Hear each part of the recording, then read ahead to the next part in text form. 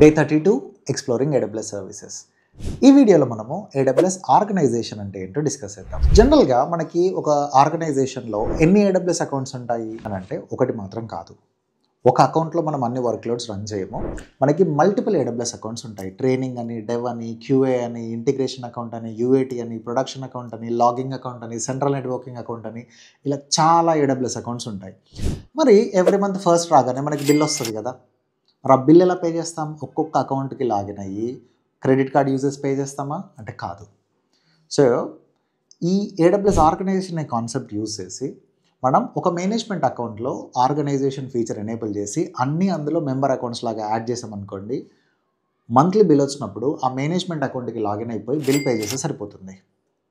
And ఈ management అకౌంట్లో ఈ ఆర్గనైజేషన్లో మనకి ఒక ఇంపార్టెంట్ ఆప్షన్ ఉంది. అది SCP, సర్వీస్ కంట్రోల్ పాలసీ అనే ఆప్షన్ ఒకటి ఉంది.